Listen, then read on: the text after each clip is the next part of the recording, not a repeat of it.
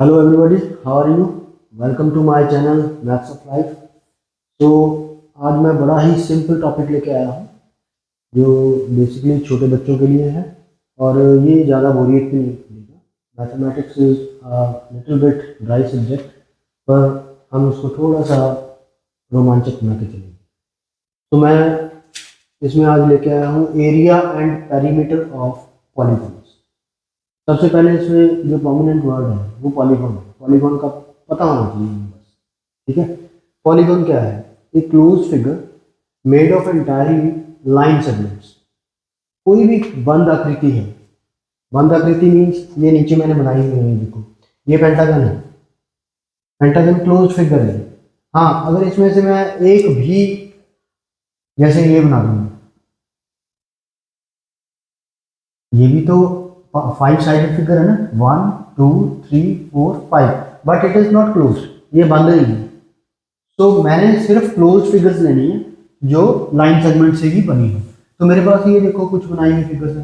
Pentagon ये क्या है? ये तो सब बच्चों को पता होता है, इट इज ट्राइंगल, 3 साइड से मिलकर बनी होती है।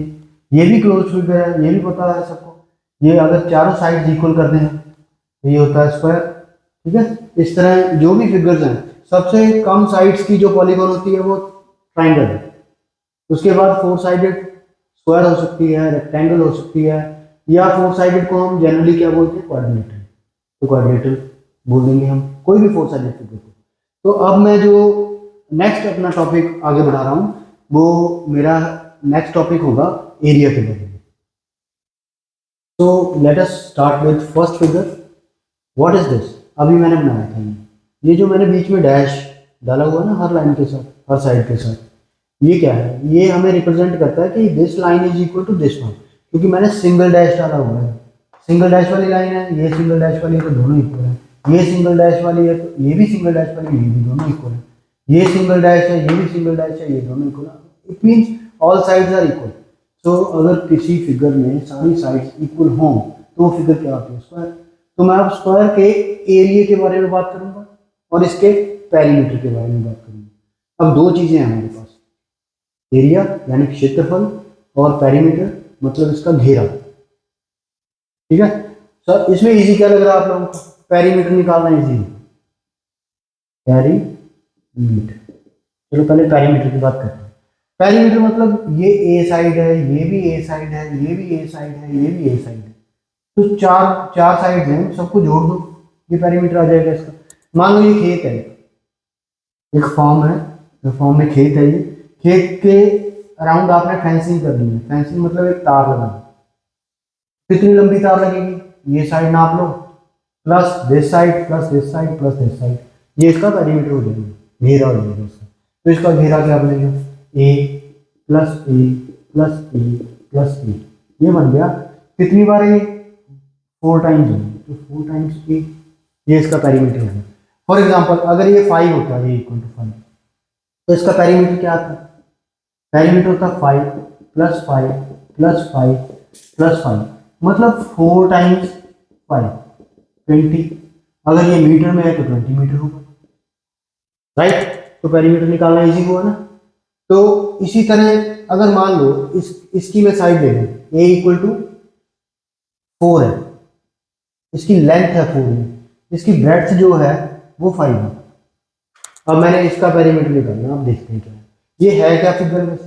ये है रेक्टेंगल जिसकी लंबाई कुछ है और चौड़ाई कुछ है। इसकी length and breadth are 2 different sides. तो देखो ये 4 है तो ये भी 4 होगा, ठीक है। अगर ये 5 है साइड तो ये भी 5 होगी। 2 बार 4 आ गया, 2 बार 5 आ गया, तो मैं ऐसे नहीं लिख सकता 2 टाइम्स 4 और 2 टाइम्स 5, दोनों दोनों बार आ गए ना, तो 2 इंटू 4 प्लस 5, मतलब ये आ गया पेरीमीटर। तो पेरीमीटर का फॉर्मूला है 2 टाइम्स लेंथ प्लस ब्रेड्थ। बड़ा इजी है ये तो, या सबको एक एक करके ऐड कर दो, 4 प्लस 5 प्लस 4 प्लस 5, इसका पेरीमीटर निकल आएगा। तो मेरे ख्याल में आपको पेरीमीटर का कंसेप्ट क्लियर हो गया होगा। पेरीमीटर सिंपली क्या है? सभी साइड्स को ऐड करना। अब मैं इन्हीं फिगर्स के एरिया की तरफ चलता हूं। अब मैं आगे उन्हीं फिगर्स के लिए एरिया का भी फॉर्मूला लेके आ रहा हूं। हमने पेरीमीटर किसके साथ जोड़ा था? फेंसिंग के साथ।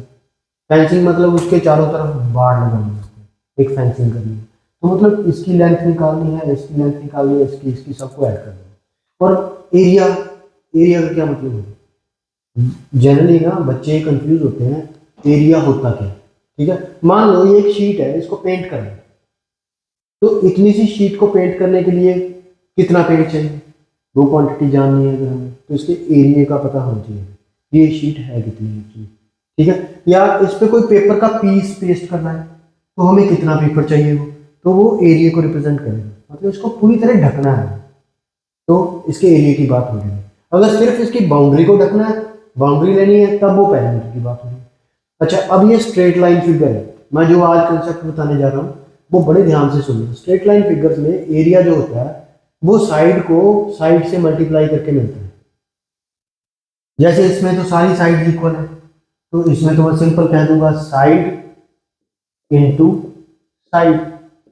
मतलब अगर ये 5 है तो ये भी 5 होगी, तो इसका एरिया क्या आएगा? 5 इंटू 5। अगर ये 5 मीटर है तो ये बनेगा 25 metre square. Square metre answer में, आंसर स्क्वायर मीटर में आएगा।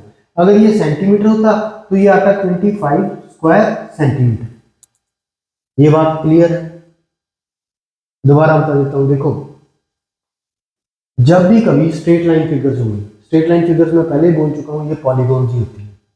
इसमें हमें स्टैंडर्ड फिगर्स में क्या पढ़ने को मिलेगा? ट्रायंगल मिलेगी, रेक्टेंगल मिलेगी और स्क्वायर। ये तो बहुत ही कॉमन है, हर क्लास में देखने को मिलेगी। ठीक है, तो इसमें जब भी एरिया निकालोगे तो साइड को मल्टीप्लाई करना ही पड़ेगा। इसमें देखो हमने साइड को साइड से मल्टीप्लाई कर दिया, आंसर आ गया, एरिया निकला है। अब इसमें क्या करेंगे? इसमें दोनों साइड अलग अलग है, तो मैं इसको साइड इंटू साइड नहीं लिखूंगा, क्योंकि अगर तो सेम होती तब लिखता साइड इंटू साइड। अब मैं इसको लिखूंगा लेंथ इंटू ब्रेड्थ। तो इसका एरिया आएगा लेंथ इंटू ब्रेड्थ। तो लेंथ कितनी है इसकी? 4, और ब्रेड्थ कितनी है इसकी? 5। ये एरिया आ जाएगा। अगर ये मीटर में है तो ये कितना है? पहले बताया था मैंने, 20 स्क्वायर मीटर। अगर ये सेंटीमीटर होता तो 20 स्क्वायर सेंटीमीटर होता। Is it clear? अगर ये चीज आप इस कंसेप्ट को ध्यान में बिठा लोगे ना कि जब भी एरिया निकालना है तो हमें किसको मल्टीप्लाई करना होगा? साइड्स को। तो तुम लोगों को ये चीज बड़ी हेल्पफुल होगी आगे की फिगर्स को एक्सप्लेन करने में। तो मैं नेक्स्ट फिगर पे जाता हूँ इसके साथ। अब मैं नेक्स्ट फिगर जो लेके जा रहा हूँ वो है पैरेललोग्राम। पैरेललोग्राम में हम जो एरिया लेते हैं इसका, देखो पेरीमीटर तो बड़ा कॉमन सा कंसेप्ट है, वो आपको अगर हर साइड पता है किसी 4 साइड फिगर की या 3 साइड फिगर की, तो उसमें आप सब साइड्स को ऐड कर दो, पेरीमीटर निकल आएगा। मेन प्रॉब्लम होती है एरिया निकालने की। मैंने अभी बताया था रेक्टेंगल में, रेक्टेंगल के केस में एरिया क्या था? एक साइड इंटू सेकेंड साइड, मतलब लेंथ इंटू ब्रेड्थ था। ये जो ब्रेड्थ वाला कंसेप्ट है ना, ये हाइट होती है एक्चुअली इसकी। एक साइड ये वाली ले ली, एक हाइट ले ली, मल्टीप्लाई किया, आंसर आ गया एरिया। ठीक है, अब इसी तरह स्क्वायर में क्या किया था हमने? स्क्वायर के केस में क्या किया था? स्क्वायर के केस में मैंने लिखा था साइड इंटू साइड, मतलब ये साइड ली, उसके बाद उसकी हाइट ले ली, सेकंड साइड उसकी हाइट है, तो एक तो साइड लेनी है, दूसरी हाइट लेनी है। अब इसमें क्या करें? इसमें ये साइड ले बी, और इसके साथ हाइट क्या है इसकी? ये हाइट लेंगे। ये तो स्लैंट है ना, ये हाइट का कंसेप्ट, हाइट नहीं देगी ये लाइन, तो हाइट तो हमें यही लाइन देगी ना, या फिर इस तरफ से हाइट ले लो। कई बार बच्चा सोचता है कि इधर से क्यों मिली, उसको एक्सटेंड करना पड़ेगा, फिर नीचे हाइट हो जाएगी। चाहे इधर ले लो चाहे इधर ले लो, तो हमने एक हाइट लेनी है, एक साइड लेनी है, बेस इंटू एच। ये क्या बनेगा इसका? Area of parallelogram. यहाँ तक ठीक है? इनको इनको इसलिए कोरिलेट कर रहा हूँ कि इसकी हेल्प से इसको याद रखो। देखो अगर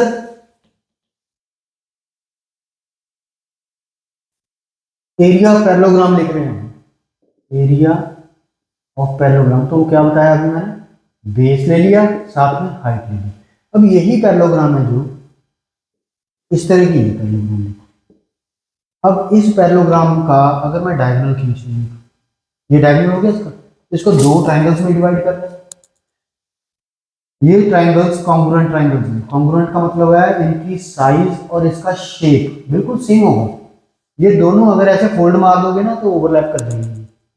ये टिप जो है इस पे आएगी, इस टिप पे, ठीक है, पूरी बिल्कुल बराबर इक्वल ट्राइंगल है ये, जितना एरिया इसका है उतना ही इसका है। तो हमने पूरी पैरेललोग्राम का एरिया क्या बताया, बी इंटू एच। तो इसमें से एक ट्राइंगल का एरिया क्या आएगा, तो इसका हाफ नहीं हो गया।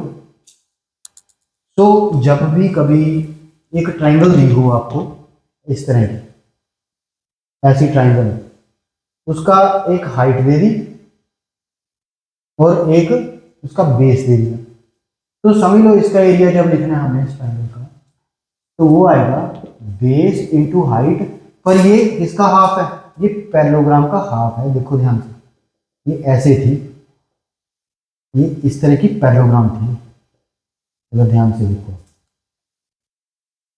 देखो पैरेललोग्राम नहीं है, इस पैरेललोग्राम का ये हाफ है, तो मैंने यहाँ पे इंटू हाफ कर दिया, तो हमें एक फॉर्मूला और मिल गया एरिया का, area of this triangle. Is it clear? तो हमने एक ऐसी ट्राइंगल के बारे में पढ़ा है जिसका एक बेस दिया हुआ है, एक ऑल्टीट्यूड दिया हुआ है, इसकी एक हाइट दी हुई है, तो इसका एरिया कैसे लिखेंगे, ये एरिया जो होगा ये हाफ ऑफ पैरेललोग्राम होगा। सो पैरेललोग्राम का एरिया था बी इंटू एच, इसको हमने हाफ कर दिया, ठीक है। तो ऑल्टीट्यूड इसी केस में नहीं मिलता, एक केस और भी होता है ऑल्टीट्यूड का। मान लो ये एक ट्राइंगल है, देखो इसको ध्यान से देखो, ये 90 डिग्री का एंगल नहीं है। अब ये हाइट हो गई इसकी, फिर हमें अलग से हाइट देखने की जरूरत ही नहीं है, ये हाइट होगी और ये क्या हो गया, इसका बेस हो गया। तो इसका एरिया क्या निकालोगे, ये भी भाई सेम है, इसका area b half into b cross h है। अभी मैं आपको एग्जांपल भी दे देता हूँ इसकी। मान लो इसका एरिया, इसका ब्रेड्थ है हमारे पास 5 और इसकी जो हाइट है वो है 8। हमने इसका एरिया निकाला है, 5 मीटर है 8 मीटर है, तो एरिया क्या आएगा इसका, हाफ इंटू बेस है 5, हाइट है 8। तो ये 2 से 8 को कट कर दो, 2 4 8, तो 5 4 20। क्या बताया था एरिया को कैसे लेना है, मीटर में है तो स्क्वायर मीटर है। सेम केस इधर देख लेते हैं, चलो ये बेस ले लेते हैं इसका 16 और हाइट ले लेते हैं इसकी 7। इसका एरिया कैसे निकलेगा, मैं इसको सेंटीमीटर में ले रहा हूँ, अब मैं यूनिट चेंज कर रहा हूँ इसका। देखो ये मीटर में लिया था, ये सेंटीमीटर में लेते हैं। चलो पुट करो यहाँ, हाफ इंटू बेस 16 है, हाइट कितनी है 7, तो 2 8 जा 16 और ये 56 स्क्वायर सेंटीमीटर में आ गया। एरिया हमेशा स्क्वायर सेंटीमीटर में लिखना है। अगर कोई पेरीमीटर पूछता है तो क्या करना है, सभी साइडों को ऐड कर दो। अगर कोई एरिया पूछता है तो मैंने तुम लोगों को कुछ स्टैंडर्ड फिगर्स के एरियाज बताए, ये आगे के लिए बहुत काम आएंगे। तो मैं यहीं पे अपना टॉपिक समाप्त करता हूँ और होप करता हूँ कि तुम लोग इस तरह के क्वेश्चंस प्रैक्टिस करोगे और किसी भी कॉम्पिटिटिव एग्जाम में इसकी हेल्प से maximum number of questions solve कर सकते हो। शबा खैर, हैव अ नाइस डे।